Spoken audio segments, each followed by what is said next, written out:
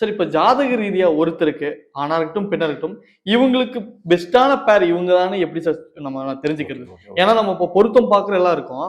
உதாரணமா சொல்றேன் சார். இப்போ அவன் மனைவி ரொம்ப பண்பா இருப்பாங்க, பொறுமையான குணமா இருப்பாங்க, நல்ல குணமா இருப்பாங்க. ஆண் பார்த்தீங்க அப்படின்னா குடிக்கிறதா இருக்கட்டும், இல்ல அவங்கள அடிக்கிறதா இருக்கட்டும், அப்படிதான் நான் கேள்விப்பட்டிருக்கேன். அப்படியே ஆண் பார்த்தீங்க அப்படின்னா ரொம்ப பண்பானவரா இருப்பாரு, பொறுமையா இருப்பாரு. ஒய்ஃப் பார்த்தீங்க அப்படின்னா ரொம்ப ரக்கடா இருப்பாங்க. யாருக்குமே சரியா அமைய மாட்டேங்குது. அது இப்படி சரியா அமையணும்னா என்ன சார்? ஜாதக ரீதியா என்ன சார்? அப்ப நீங்க மைண்ட்ல வந்து கான்ட்ரோவர்சியான 2 பேரும் சேருவாங்கன்னு மைண்ட் ஃபிக்ஸ் பண்ணி வச்சிருக்கீங்க. இப்ப வரைக்கும் ஆமாங்க சார். அப்படிலாம் இல்ல.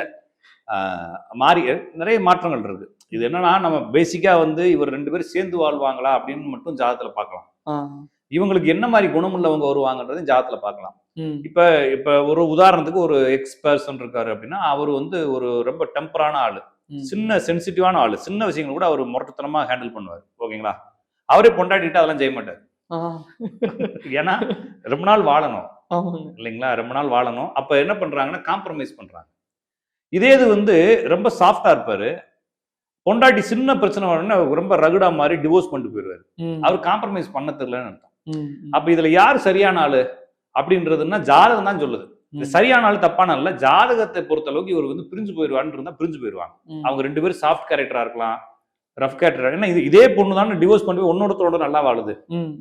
சரிங்களா? இதே ஆளு தானே இன்னொரு பொண்ணு நல்லா வச்சு பாத்துக்கிறான்ற மாதிரி இவங்களுக்கு செட் ஆகாது அப்படின்றது ஜாதகத்துல இந்த ஆளுக்கு எவனை கல்யாணம் பண்ணாலும் செட் ஆகாது. கண்டிப்பா. ஆனா இந்த பொம்பளைக்கு எவனை கல்யாணம் பண்ணாலும் செட் ஆகாதுன்னு இருக்கு. அது கேரக்டர் அப்படிங்கிறது அந்த ஜாதகத்துல உதாரணத்துக்கு இப்ப ஒரு ஆள் ஜாதகத்துல சுக்கிரன் அப்படிங்கிறது மனைவி. சுக்கிரனுடன் சூரியன் சேர்ந்திருந்தா அந்த அம்மா டாமினண்டா இருப்பாங்க. ஓகேங்களா? செம்ம டாமினண்டா இருப்பாங்க. குடும்பத்தையும் அந்த அம்மா தான் நடத்துவாங்க. ஒருவேளை இவர் ஜாதகத்துல டிவோர்ஸ் ஆகணும்னு இருந்தா இந்த டாமினண்டே ஒரு பிரச்சனையா மாறிடும். ஒருவேளை உங்களுக்கு டிவோர்ஸ் ஆகக்கூடாதுன்னு இருந்தா டாமினண்ட் இவருக்கு பெருமையா மாறிடும்.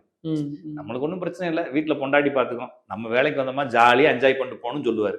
இதே இவருக்கு பிரச்சனை இருக்கக்கூடிய ஜாதகமா இருந்தா அந்த பொம்பளை அது வாயாது அப்படின்ற மாதிரி கேள்வி இருக்கும். சரிங்களா?